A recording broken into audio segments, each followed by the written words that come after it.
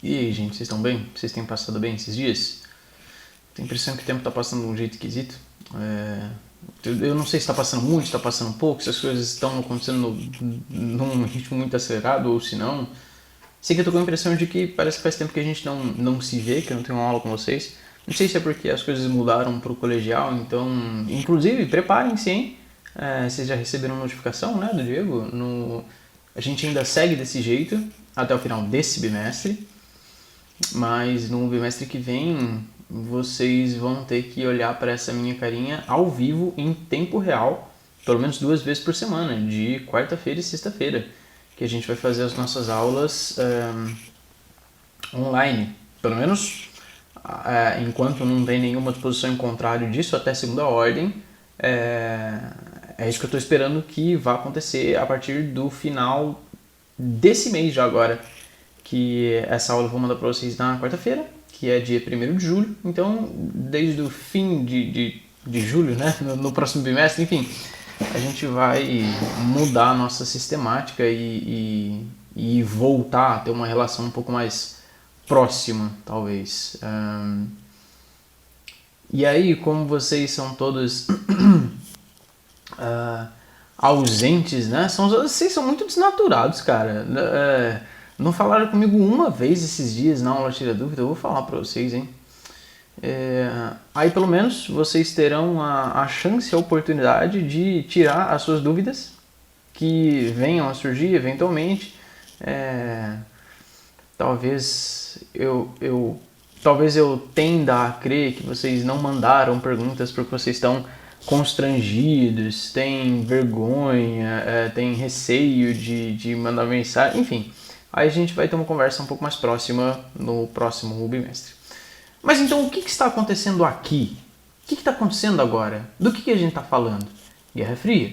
Dessa Guerra Fria que teve início com o fim da Segunda Guerra, que a gente veio falando até esses dias atrás, né? Aquela Segunda Guerra que era uma guerra entre duas principais forças, né, dois blocos aliados, os aliados, efetivamente, né, Estados Unidos, Grã-Bretanha, França, União Soviética, e atenção para essa aparente dicotomia, essa aparente contradição dentro de um mesmo bloco aliado, que a gente tem aqui os representantes máximos do capitalismo e do socialismo.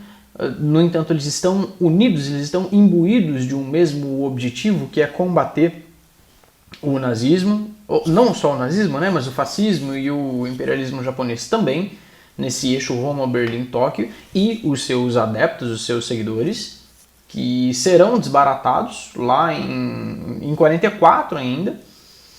Então, essa ofensiva, esse avanço dos aliados já começa a ter um peso muito maior em 44, caminhando para o fim da guerra. Enfim, tudo isso a gente já viu, né?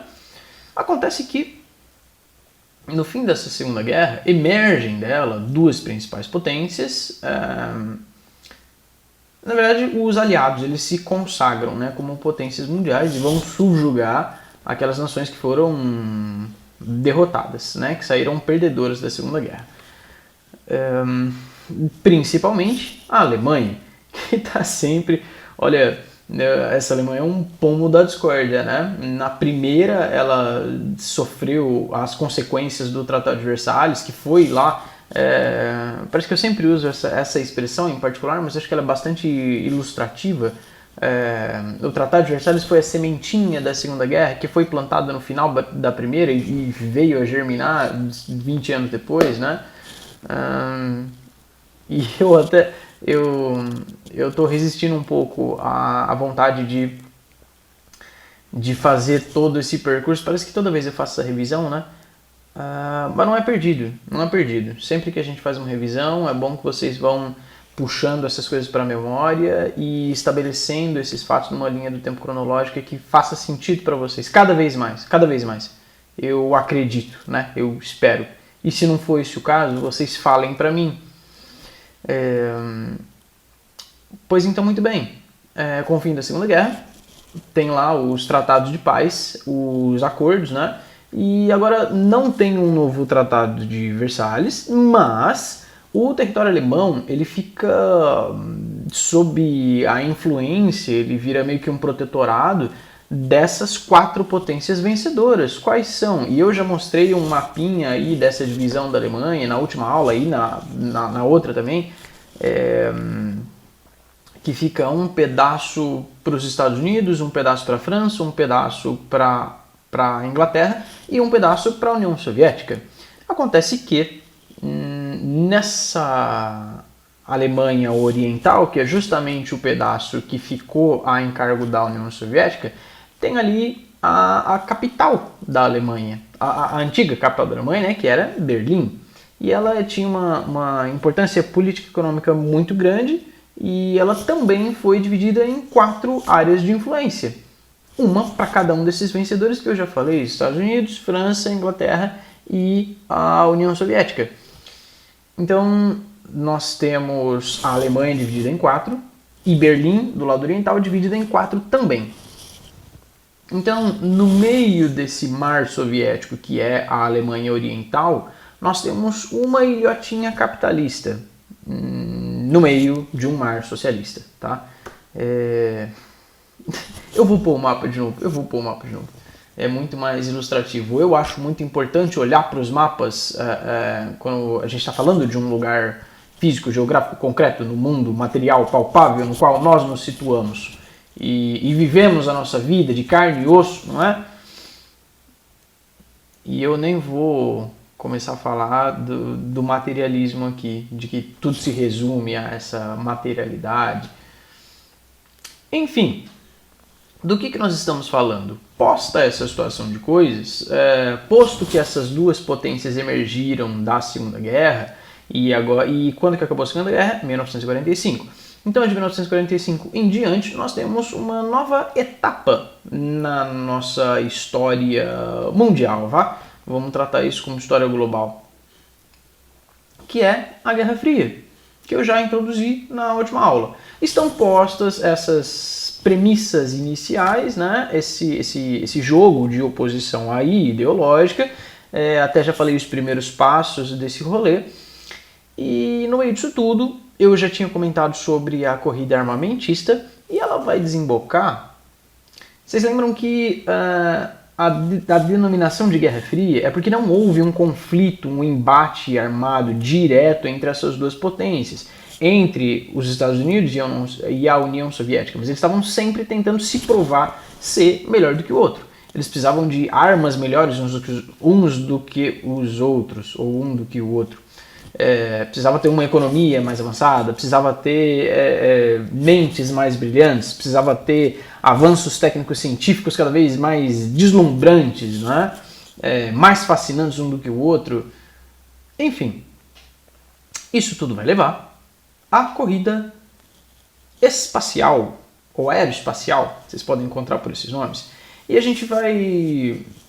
Na verdade, se a gente for buscar as origens dessa empreitada do ser humano em relação às estrelas, né? A essa especulação sobre sair do planeta, alcançar outros mundos e tudo mais, a gente vai remontar a um tempo muito remoto. Então a gente vai estabelecer mais ou menos o início dessa corrida espacial no contexto da Guerra Fria em 1957. Já explico por quê. E o fim dela em 1975. Lembrem-se, ainda mais uma vez, que nós temos 2 datas mais ou menos arbitrárias para demarcar o fim da Guerra Fria, mas está bem lá na frente. A gente vai falar de muita coisa antes de chegar lá no fim. Mas só para vocês terem como ponto de referência, esse período no qual a gente insere a Guerra Fria, esse momento histórico chamado de Guerra Fria, que tem essas contradições, essas características, não é? Ele está entre 1945 e 46, com o fim da Segunda Guerra, até 1989, com a queda do Muro de Berlim, ou 1991, com a desagregação da União Soviética. E a gente vai falar melhor sobre esses 2 assuntos, né, com maior profundidade. Ou talvez eu mande vocês falarem sobre esse assunto com maior profundidade e já está aí a nota de vocês. Vou amadurecer essa ideia, vão pensando com carinho. Aliás, se vocês quiserem fazer isso, vocês podem me falar, cara.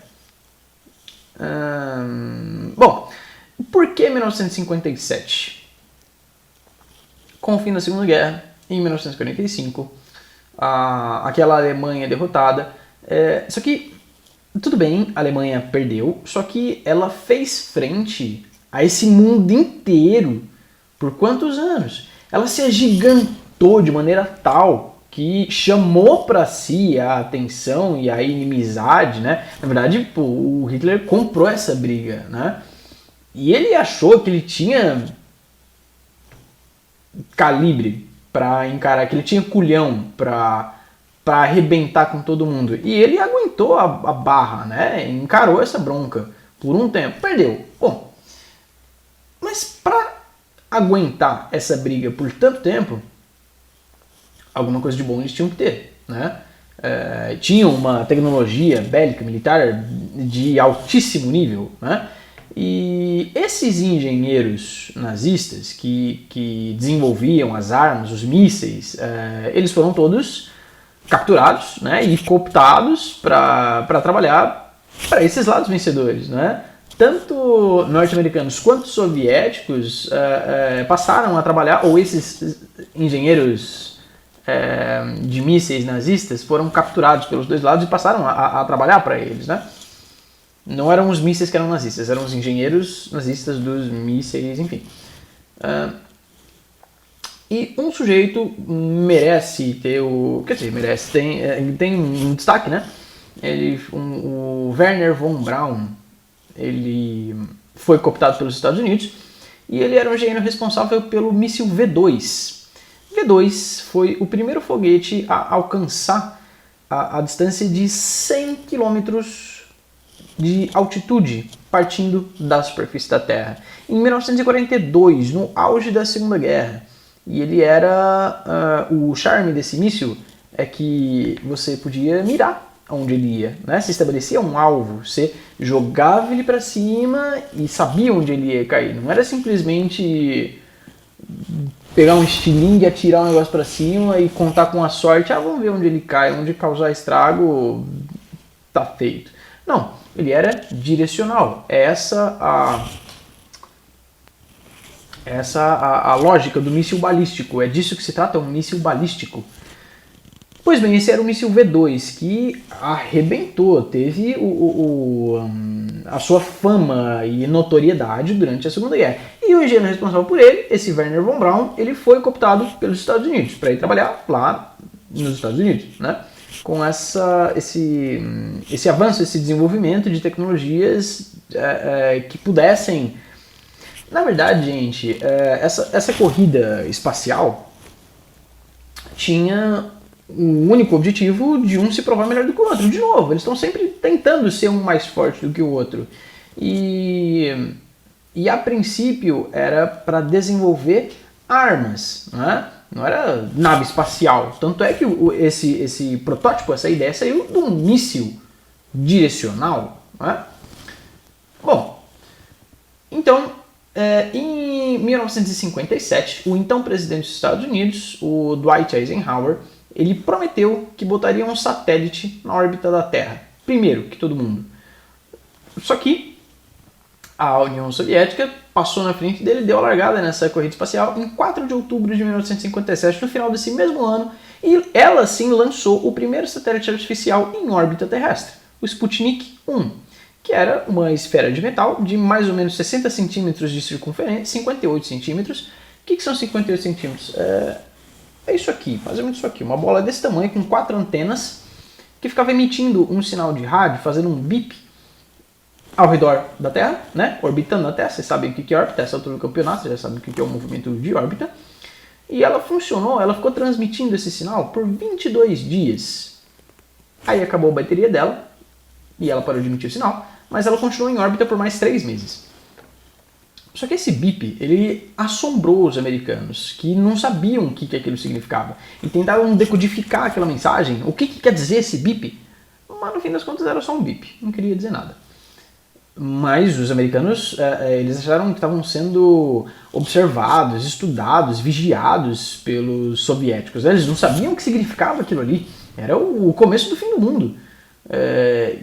Que armas mais, que tecnologias eles poderiam ter para ameaçar os Estados Unidos daquele jeito, né? Eles estavam se sentindo acuados, porque até então esses Estados Unidos estavam se sentindo os reis do pedaço. Porque até muito recentemente, antes desse episódio, eles eram o único país que detinha o conhecimento da bomba nuclear. Acho que eu comentei com vocês na última aula, não é? Depois que a União Soviética também conseguiu desenvolver a sua própria bomba nuclear, aí o negócio começou a ficar acirrado, né? Aquela suposta vantagem que os Estados Unidos tinham já não tinham mais, né? A União Soviética está começando a se igualar em questão de força, de tecnologia, enfim. Pois bem, isso aí em outubro de 1957. Um mês depois, em novembro de 1957, dia 3 de novembro de 1957, a União Soviética também lança o seu segundo satélite para fora da Terra, só que dessa vez tripulado por um mamífero, por um animal. Imaginem qual? Uma cachorrinha, a Laika. Olha que nenenzinha ela aí. Eu acho que eu vou pôr uma foto dela para vocês. E ela está na postura de vocês, na página 443, a fotinha dela embaixo, ó. Só que ela, na realidade, ela foi numa missão suicida. A galera mandou ela pra fora, pra ver qual é que era, né? Mas eles não tinham a menor ideia de como fazê-la voltar. E ela morreu 10 dias depois de lançado esse satélite com ela dentro, por causa de um superaquecimento na estrutura do satélite, né? E ele se desintegrou ao entrar de novo na atmosfera terrestre em abril do ano seguinte. Então ele ficou um tempo dando um rolê fora da Terra, né? E depois voltou, mas a Laika já estava morta fazia tempo. E até hoje ela tem uma estátua lá na Rússia. Bom, depois disso, os soviéticos lançaram mais 8 satélites com o nome de Sputnik, sendo o último lançado em março de 1961. Começou isso tudo, esse início, essa largada da corrida espacial está em 1957, tá? Lembrem-se de situar essas coisas no tempo. Em 1957, quem já é o líder da União Soviética, que eu contei para vocês, já não é mais o Stalin. O Stalin morreu em 1953, vocês sabem disso. Depois dele veio o Nikita Khrushchev, que se escreve Khrushchev, mas lê-se Khrushchev, pelo menos até onde eu entendi. Tendo saído na frente, no finzinho de 1957, os Estados Unidos, que eles que lançaram um desafio, né? O Eisenhower abriu a boca para falar lá que não, eu vou lançar um satélite, tá, não sei o quê. Beleza, para não ficar para trás, em 31 de janeiro do ano seguinte, 1958, os Estados Unidos finalmente lançam o seu primeiro satélite a orbitar a Terra, o Explorer 1. E ele foi importante, né? Teve uma descoberta científica muito relevante. Ele descobriu ou comprovou a existência de cinturões de radioatividade ao redor da Terra, que são chamados cinturões de Van Allen. E é um negócio muito doido, né? Eu não sou a pessoa mais qualificada, talvez eu seja a pessoa menos qualificada para explicar para vocês o que são esses cinturões de Van Allen, então eu não vou nem me atrever. Mas eu acredito que no momento oportuno o professor responsável por essa matéria, por essa área de ensino, vai explicar para vocês do que se trata. Mas é muito doido, umas coisas muito doidas. Sabe? Eu tenho até alguma dificuldade de articular as palavras e os pensamentos sobre esse negócio. Como já dizia o Shakespeare no Hamlet, né? Há muito mais coisas entre o céu e a terra do que sonha a nossa vã filosofia. Pois bem, isso foi no comecinho de 1958, 31 de janeiro de 1958. Ainda nesse mesmo ano, em julho de 1958, o Eisenhower, então presidente dos Estados Unidos, ele aprova a criação da NASA, da National Aeronautics Space Administration. Tem esse logo bonito aí que vocês já estão familiarizados. Em 1959, no ano seguinte, a União Soviética lança o Luna 1, que é o primeiro satélite a orbitar o Sol. E em seguida lança o Luna 2, que é a primeira sonda a alcançar a Lua. Percebam, até agora, os principais avanços, essas descobertas pioneiras, estão sendo todas realizadas pela União Soviética, que estava sendo até então meio que menosprezada, zoada mesmo, bulinada pelos Estados Unidos. E eles estão levando um couro, sabe? Um atrás do outro e não consegue fazer botar uma porcaria de um satélite para fora da Terra. Até conseguiram lá com o Explorer 1, né? Mas a União Soviética tá dando um banho nos Estados Unidos nessa corrida espacial. E em abril de 1961, eles dão um passo ainda mais ousado, ainda mais intrépido, ainda mais audacioso, mais planejado e mais esperado mesmo. A União Soviética, de novo na frente dos Estados Unidos, manda o primeiro homem ao espaço. Primeiro ser humano ao espaço. O Yuri Alexeyevich Gagarin. Ou Gagarin. E a bordo da nave Vostok 1, e ele esteve em órbita na Terra por 1h40, 108 minutos. 1h48. Aí ele voltou. Só que a nave não era manobrável, ele não conseguia dirigir a nave, né? Então quando ela entrou de novo na órbita terrestre, ele precisou saltar de paraquedas e a uma altura de 8.000 metros e terminou o percurso de paraquedas. O cara virou um herói nacional, né? Foi saudado pela União Soviética, né? E essa notícia chegou para o mundo inteiro e chegou com... Sabe, era mais um tapão na cara dos Estados Unidos, um bofete que ele não queria, mas ele estava cansado de apanhar da União Soviética nessa corrida, né? Ele estava ficando lá para trás. Bom, o Yuri Gagarin, esse garoto sorriso, era filho de camponeses, tinha uma origem simples, humilde, era o ideal da União Soviética, né? E lembrem-se que essa União Soviética tinha um departamento de propaganda, né, muito eficiente dessa disseminação da ideologia socialista. E essas vitórias são importantes justamente por isso, para legitimar esse tipo de governo como soberano, como melhor, como um modelo a ser seguido, né? E essas coisas, essa propaganda, né, serve para angariar mais adeptos. Bom, um mês depois, ainda em 1961, em 5 de maio desse mesmo ano, os Estados Unidos também lançam o seu primeiro astronauta ao espaço, Alan Shepard. Só que ele fica... ele fica por 15 minutos e faz um voo suborbital. Então, eles lançam depois um cara para fazer menos do que o Yuri Gagarin da União Soviética. Eles estão atestando a sua inferioridade. Nem lançasse. Não lançaram, né? Tava correndo atrás, tava longe ainda de alcançar. Bom, em 16 de junho de 1963, percebam, a gente está fazendo um avanço mais ou menos cronológico. A União Soviética lançou a sua primeira mulher ao espaço. A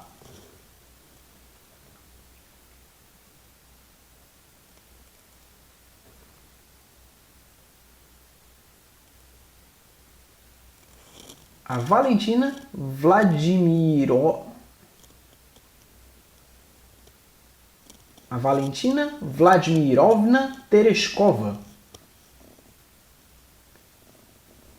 Em 16 de junho desse mesmo ano de 2 anos depois, na realidade, em 16 de junho de 1953, uma dessas duas potências lança a primeira mulher ao espaço. A Valentina Vladimirovna Tereshkova. E por esse nome, eu vou deixar vocês adivinharem quem que foi. Se foi a União Soviética ou se foi os Estados Unidos, que estava levando um pau até agora. Voltando, em 25 de maio de 1961, o então presidente dos Estados Unidos, que já não era mais o Eisenhower, que saiu em 1961 mesmo, foi sucedido pelo John Kennedy, sobre o qual eu já falei para vocês, eu me lembro de ter botado a foto dele em algum momento, numa outra aula. O Kennedy prometeu que levaria o homem à Lua antes do fim da década. Ele falou isso em 1961, em 25 de maio de 1961, que levaria o homem à Lua e traria de volta em segurança, né? Pronto, tá lançado o desafio último, né? O objetivo dessa corrida, o ponto de chegada dessa corrida é a Lua. Tem que ir e voltar. Tá lançado o desafio. Já em 1961, foi criado o projeto Apollo, que tinha justamente esse objetivo mesmo, de levar o homem à Lua e trazê-lo de volta. Os Estados Unidos, uma mencionei para vocês, né? Já estavam cansados, estavam levando um banho da União Soviética. Então, eles acham que tá na hora. E o Kennedy tinha uma relação mais ou menos amistosa com o Khrushchev, né? Passaram por uma série de crises, enfim, eles se conversavam com alguma frequência. E ele sugeriu fazer então uma missão colaborativa com o Nikita Khrushchev. Que assim eles economizariam tempo, dinheiro, pessoal qualificado, enfim, poderiam compartilhar dessa doce vitória, né? E aí a corrida terminaria num empate. Olha, a União Soviética estava tão na frente dos Estados Unidos que, meu amigo, você tá me tirando, né? Eu acho que eu não preciso disso aí. Eu acho que então ele não aceitou essa tão generosa oferta, né? E aceitou muito menos ainda quando o Kennedy, no final de 1963, ele foi morto, foi assassinado. Estava fazendo um comício, estava no carro dele, né? Com a esposa e tal, e aí ele levou um tirão e morreu. E ele foi, o seu sucessor não tinha tão boas relações com o Khrushchev, que também saiu. Então, ele foi deposto em 1964, e eu tenho a impressão que eu já mencionei para vocês, em 1964 o Khrushchev foi deposto, é mais ou menos fácil de vocês lembrarem dessa data, porque é o início da ditadura militar aqui no Brasil, que a gente ainda não conversou, né? Vamos falar dela ainda esse ano, mas enfim, guarde essa informação. O Khrushchev ele foi deposto e essa corrida ganha então novos ares, entra numa nova fase, porque ele é sucedido pelo Leonid Brezhnev. Eu sabia que eu tinha falado, eu me lembro de ter mencionado esse nome, é sempre muito sonoro. Leonid Brezhnev. E o Brezhnev, ele não deu muita bola para essa corrida espacial.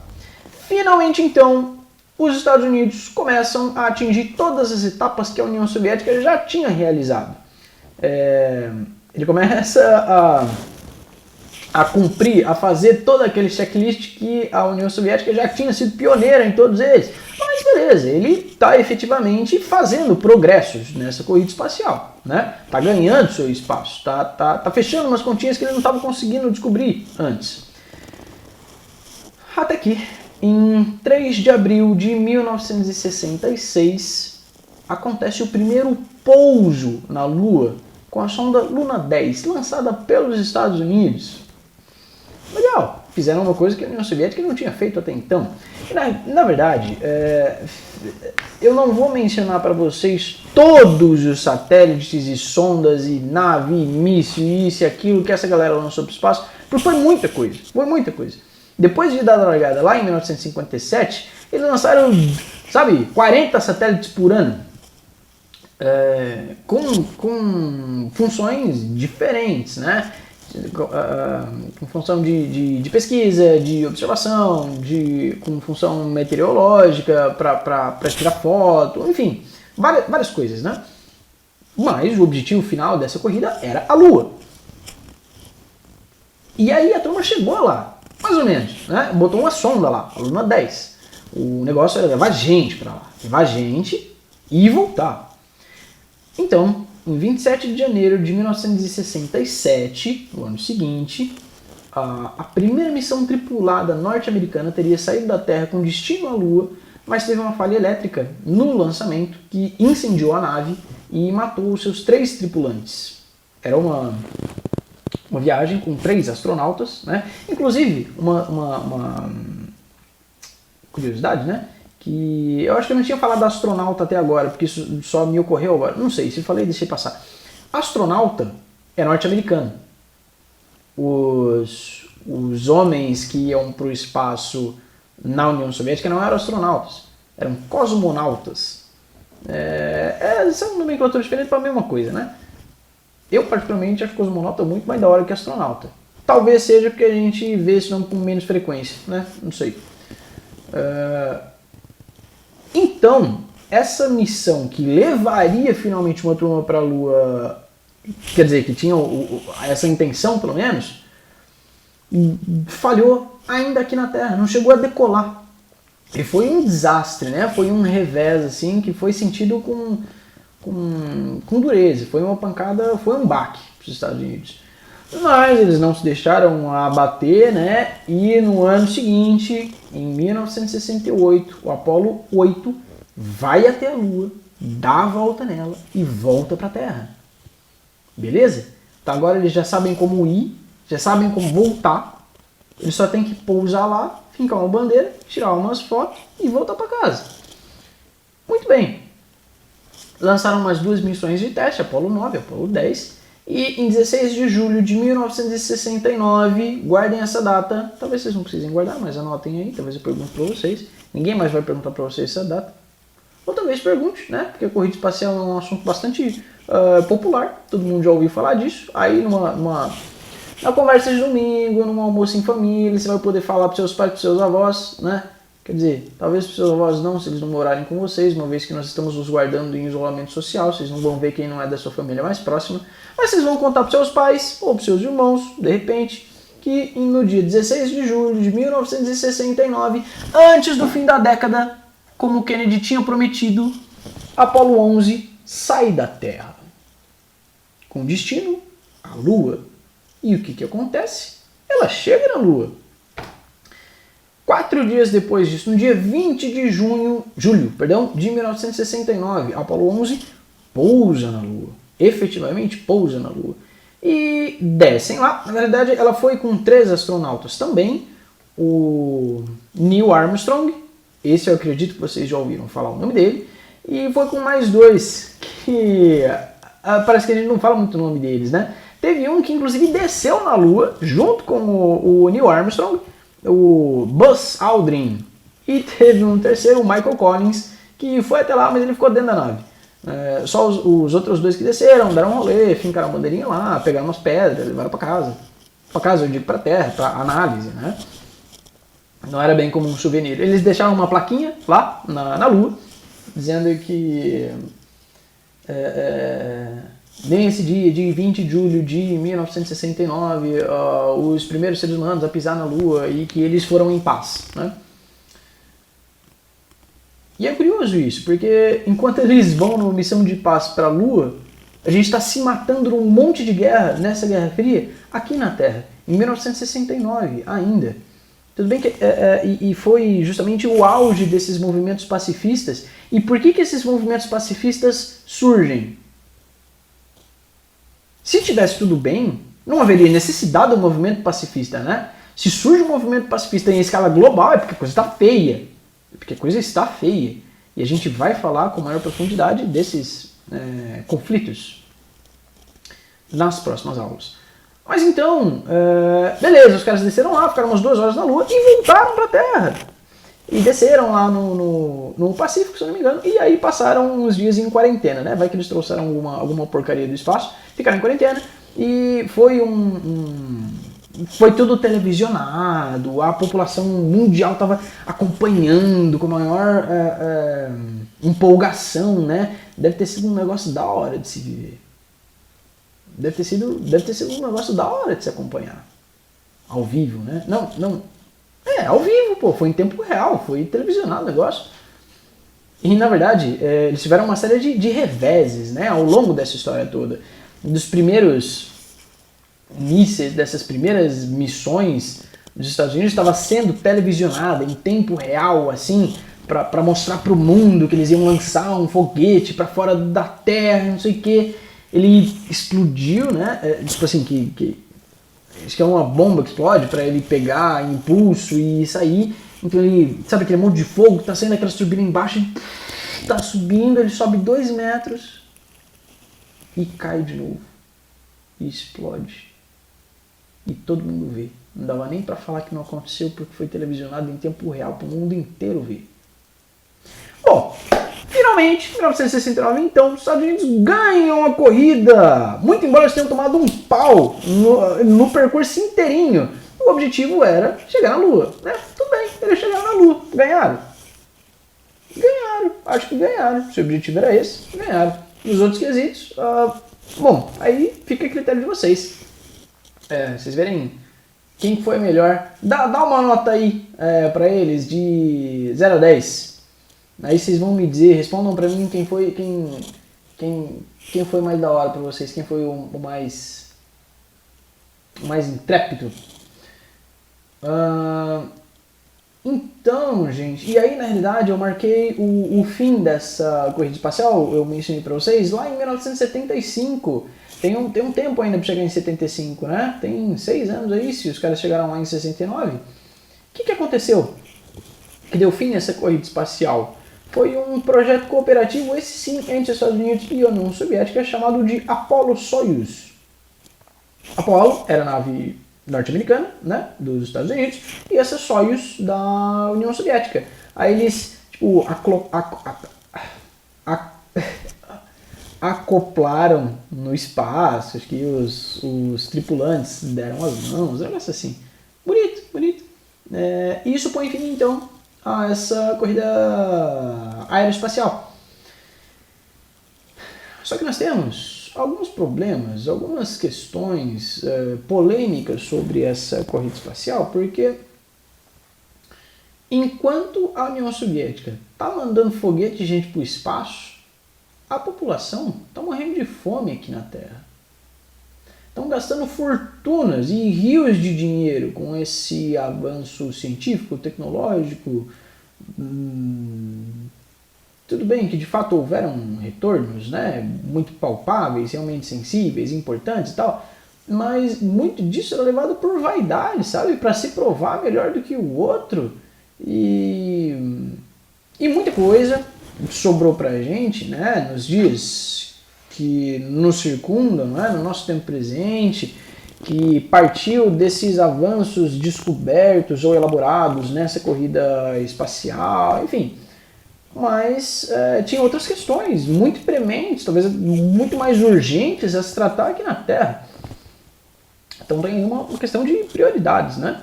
Bom, isso aí que eu falei para vocês aconteceu, mais ou menos desse jeito que eu contei para vocês. Muito mais coisas aconteceram, né? Para fazer uma exposição de toda essa saga interestelar, a gente ia gastar muito mais do que 40 minutos de aula. Então, eu pensei alguns eventos principais, eu espero que tenha passado para vocês um panorama mais ou menos interessante desses eventos, desse movimento, que foi uma marca bastante importante nesse conjunto maior que a gente chama de Guerra Fria. E é isso aí, gente. Nas próximas aulas a gente vai ver alguns outros assuntos. Alguns desses eu vou pedir para vocês pesquisarem e fazerem, mas eu vou escrevendo para vocês pelo plural, tá? Se tiverem alguma dúvida, vocês me perguntem, podem mandar mensagem em resposta a esse vídeo mesmo. Os canais de comunicação existem. Qualquer dúvida, questão, lamentação, reclamação, achou ruim, pode falar comigo. Achou bom, pode falar também. E é isso aí, gente. Até mais. A gente vai se falando.